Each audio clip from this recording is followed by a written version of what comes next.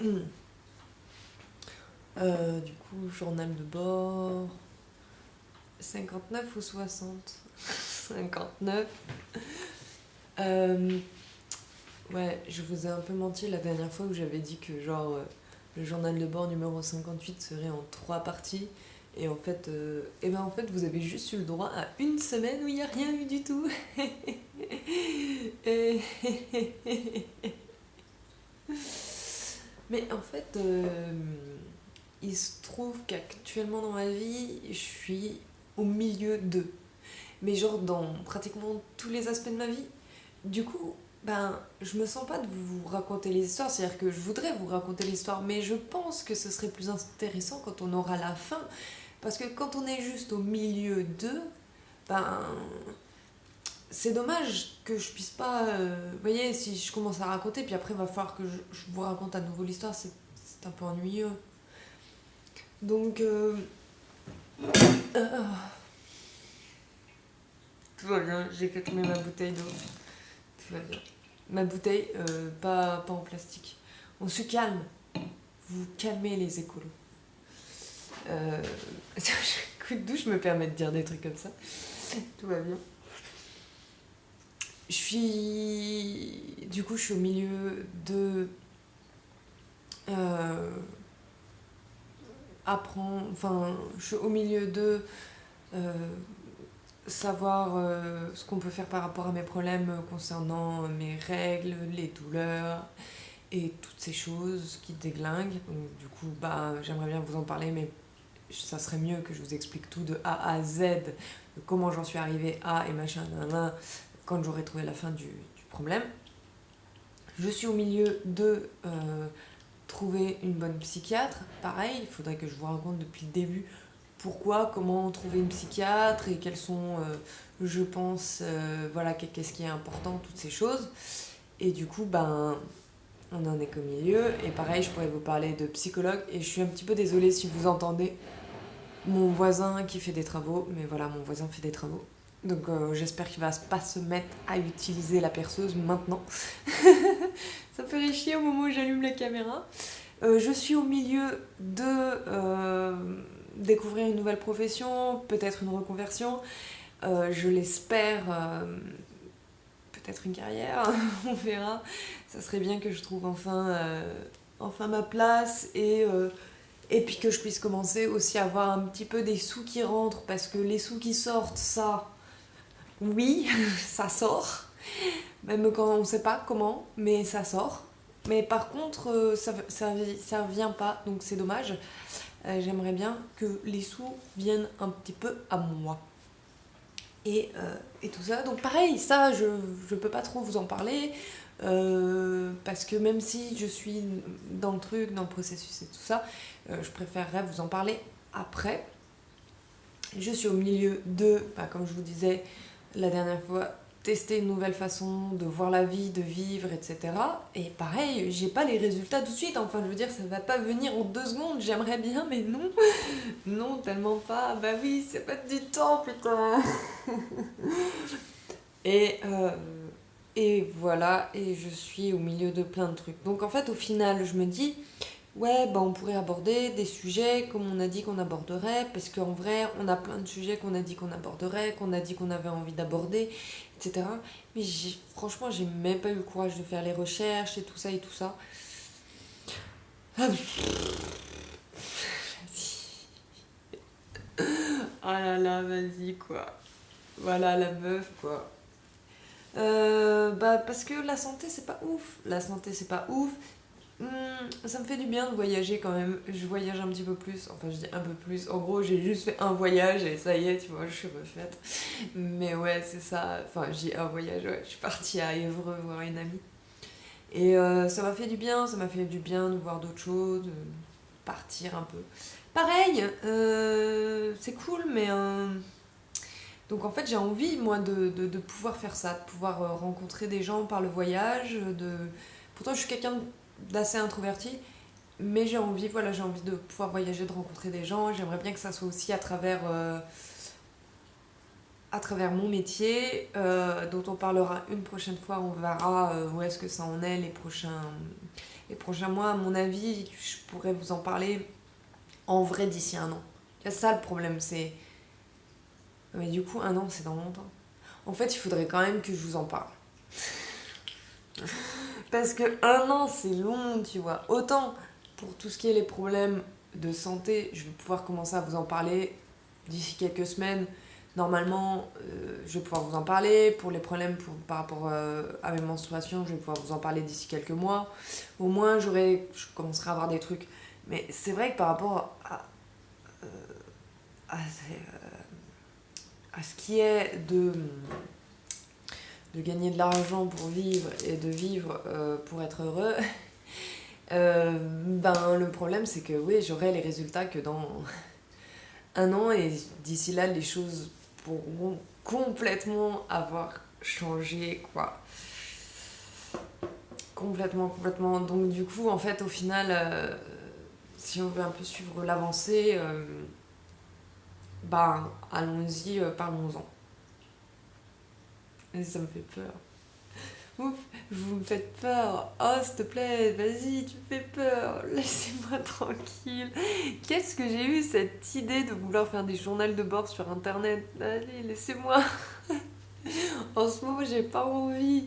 C'est pour ça il n'y a pas eu de vidéo la semaine dernière. Parce que en vrai, j'ai des trucs à raconter. Et en vrai, ça me fait du bien de vous parler. Mais.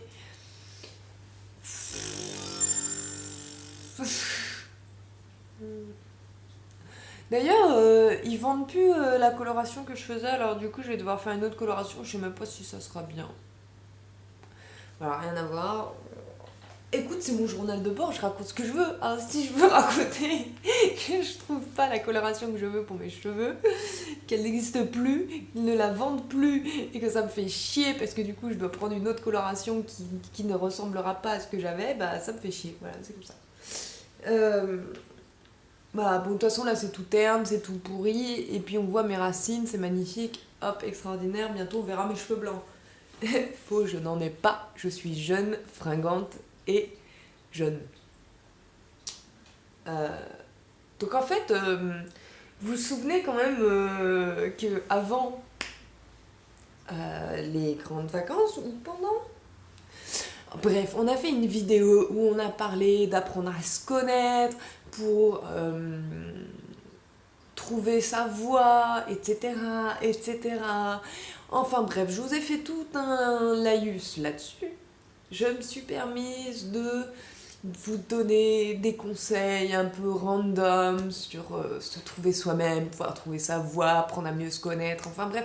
Après, c'était des petites pistes. Voilà, c'est vrai que c'était rien de peut-être de bien magique, mais voilà, je vous ai donné des petites pistes. Et puis, je me suis pris pour peut-être un peu trop. Un peu plus que ce que je ne suis. Qui suis-je pour vous dire comment vous connaître? Mais bon, je me suis dit, quitte à faire, c'est des trucs que j'aurais... Dire que les vidéos que je fais, c'est aussi des trucs que j'aurais voulu savoir à un moment donné. Tu vois, si... Parce que pendant longtemps, je me suis dit, mais j'aimerais bien discuter avec mon moi du futur. Parce que mon moi du futur, il pourra me dire, écoute, là, t'es en train de faire de la merde. Ou, non, mais en fait, ça va pas bien aboutir. Ou, attends, prends ton temps, t'as le temps. Ou que sais-je. Bref, j'avais envie d'avoir mon moi du futur qui me parle. Et le souci, c'est que bah, c'est pas possible. On peut pas vraiment parler à son moi du futur. Et du coup, ben, je me permets de le faire en vidéo en me disant bah, peut-être que parmi vous, il y en a qui auraient aimé pouvoir parler avec leur eux du futur. Ils ne peuvent pas, alors autant qu'ils parlent avec moi du présent, qui est en fait le moi du futur de quand j'étais jeune. Tout ça est très cohérent. Bref. Et du coup, j'ai envie de vous prodiguer des conseils que j'aurais aimé avoir, tu vois, quand j'étais jeune.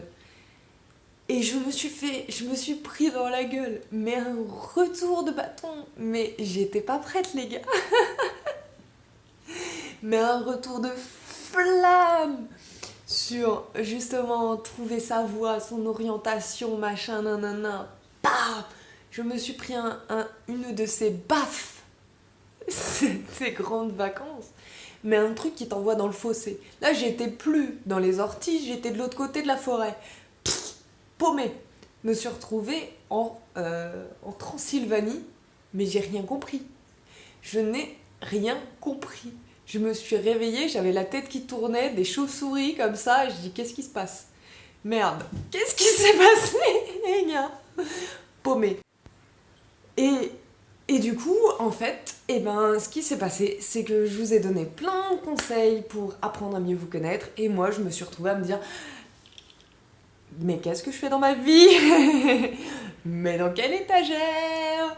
Et où? Et quoi? Et comment? Et pourquoi? Et je me suis rendu compte que je faisais beaucoup de choix par rapport à mes peurs et que vivre en fonction de ses peurs, c'est de la merde, mais on le fait.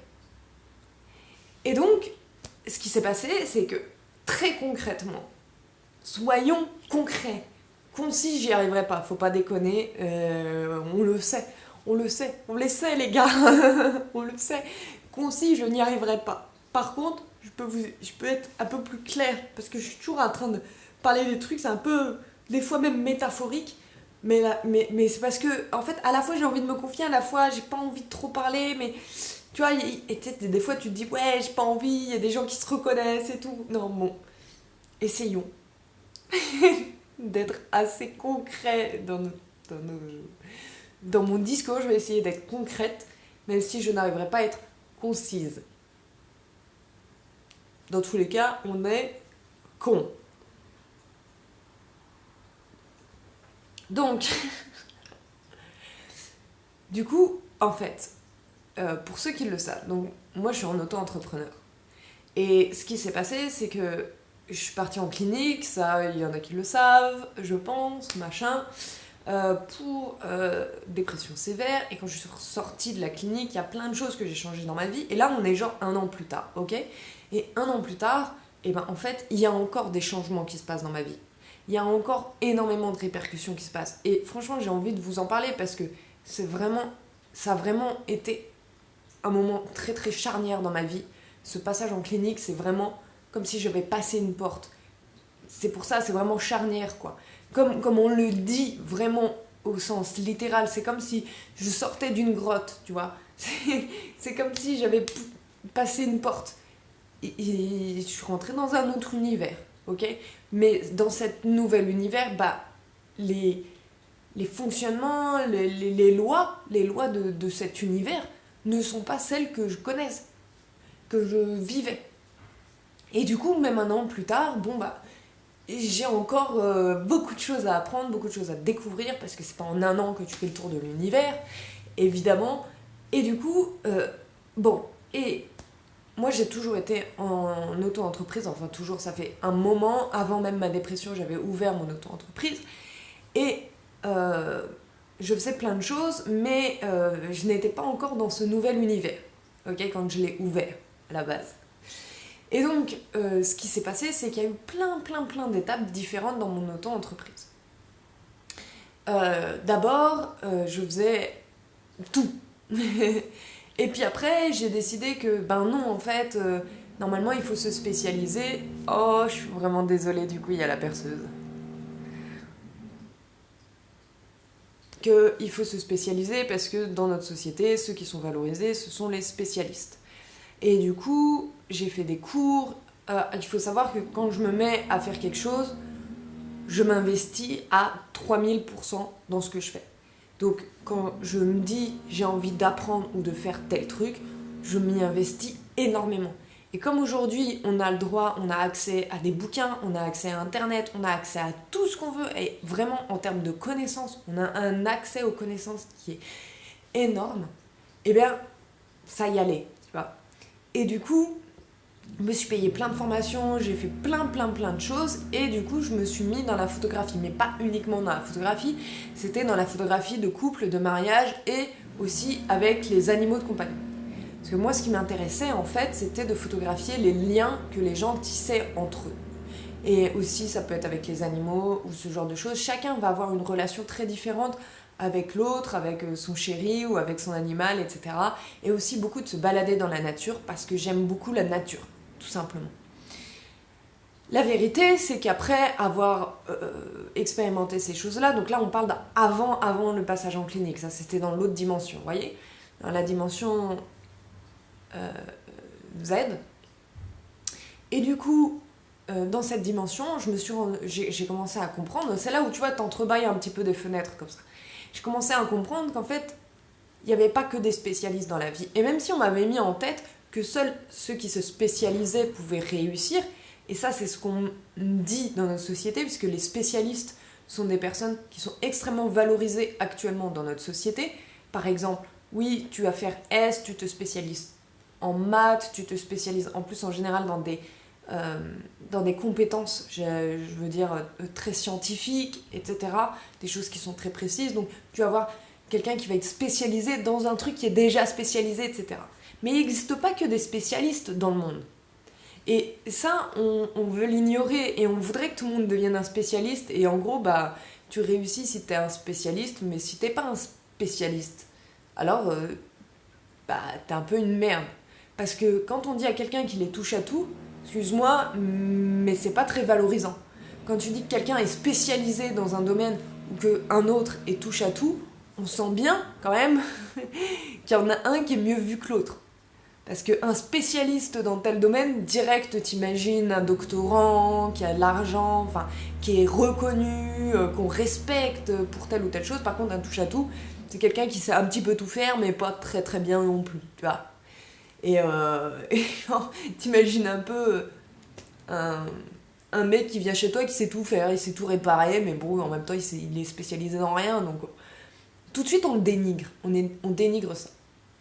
Et c'est là où, suite à une conférence TED, parce que j'aime beaucoup les conférences TED, vous-même vous devez connaître, alors il faut faire attention, hein, il y a de tout, hein, parce que dans les conférences TED, des fois il y a des invités, ils sont pas vraiment bien choisis, enfin je sais pas, moi je suis pas forcément d'accord avec toutes les conférences, mais il y en a qui sont très intéressantes.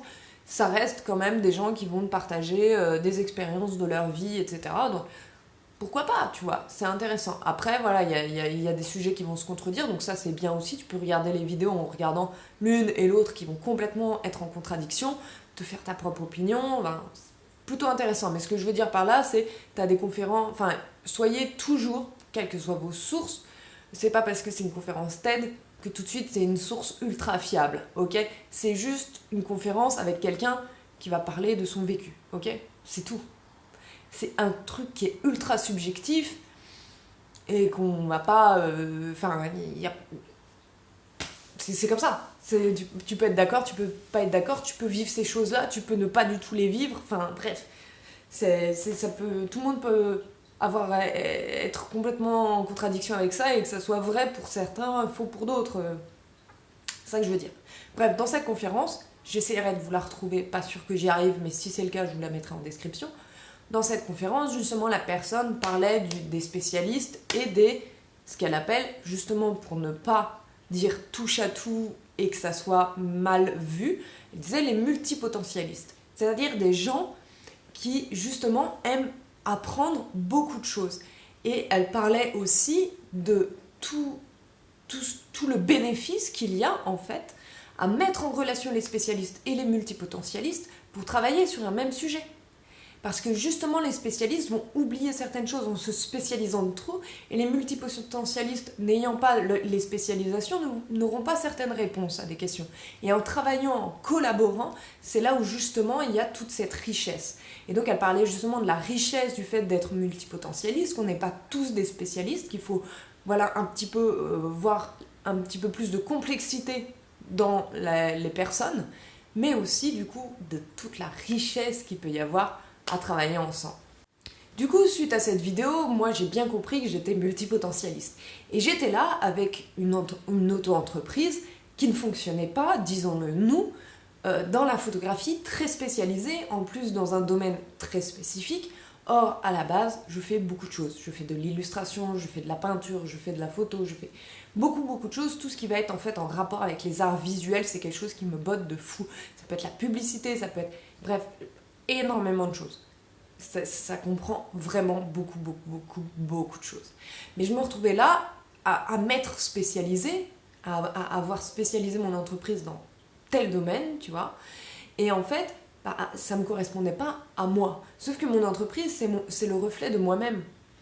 Et on pourrait très bien se dire, et ça, c'est quelque chose que, entre guillemets, on sait, ça ne peut pas marcher si, si ça ne te représente pas vraiment.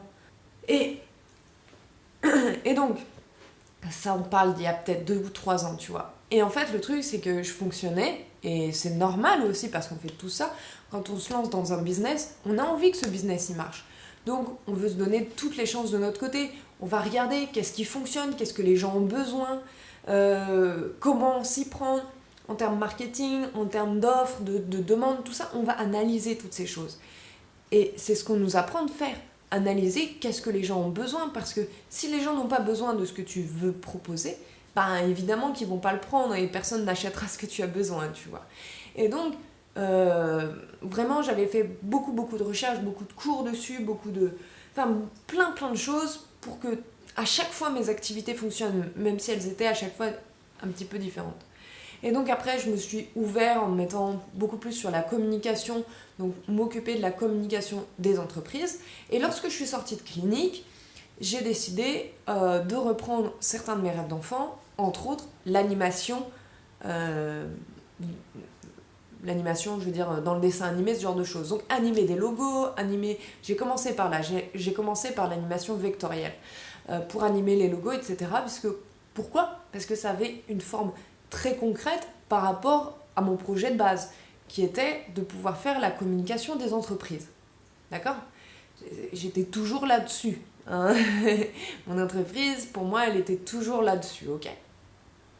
Et du coup, s'occuper de la communication des entreprises, pour moi, c'était cool parce que ça reprenait plein de choses. Ça pouvait prendre le dessin, ça prenait le design, ça prenait l'animation, ça pouvait prendre la publicité, ça pouvait prendre la photo. Enfin, il y avait plein de compétences que j'avais qui s'alliaient parfaitement à ça. Donc ça me paraissait absolument cohérent. Et les gens en ont besoin, tu vois.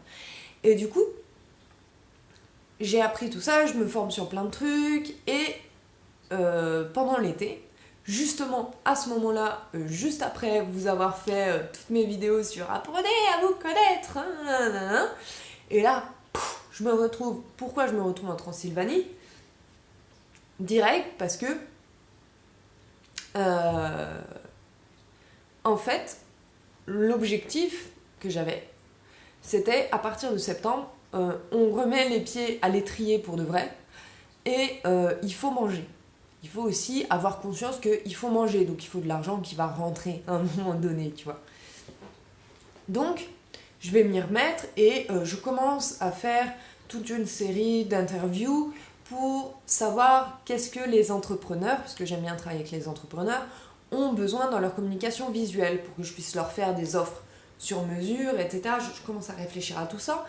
Et donc, j'interviewe plein d'entrepreneurs à ce sujet. Et au final, ressort le fait qu'il faut en fait partir sur quelque chose de beaucoup plus marketing, de beaucoup plus commercial, qu'en fait, ils ont besoin de choses beaucoup plus concrètes, mais concrètes dans le sens, non pas du matériel visuel, c'est ce que je voulais offrir, mais réellement des astuces pour réussir facilement à gagner de l'argent, des astuces pour avoir une visibilité de fou très rapidement, mais qu'en fait, avoir un logo, ça fait partie de la base, mais après le reste, ils s'en battent les couilles. Eux, ce qu'ils veulent, c'est avoir tout de suite, limite en fait, que je leur envoie des PDF préfaits avec comment faire pour devenir célèbre sur Insta, sur machin, sur truc muche, et les bases en fait de la communication. Et analyser leur entreprise pour dire, ok, quels sont les points à améliorer, les points, etc. Alors c'est un métier qui est très intéressant. C'est quelque chose qui est très intéressant. Il faut savoir que moi, je m'étais dit, bah du coup, en parallèle de ça, je vais faire mes films d'animation. Parce que je suis restée sur mon rêve d'enfant qui est de raconter des histoires et de les raconter, entre autres, via le biais d'animation, de films d'animation. C'est ça qui m'intéresse aussi, tu vois. Et donc, je me disais, en fait, à la base, je m'étais dit, à partir de septembre, je prospecte à mort pour que je puisse avoir des clients par rapport à ça. C'est-à-dire la communication visuelle des entreprises. Ça me permet d'avoir un petit fonds, un rendement régulier, une rémunération régulière, et à côté, je vais pouvoir faire mon animation, des films d'animation, etc. Et l'année prochaine, c'est bon, machin, je lance mon film d'animation.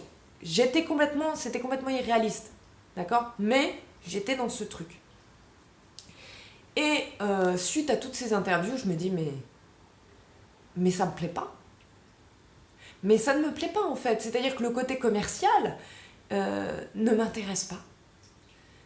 C'est quelque chose qui est intéressant et que je connais et que je sais faire. Mais vraiment, j'ai pas envie de passer des jours et des semaines à faire ça pour les autres.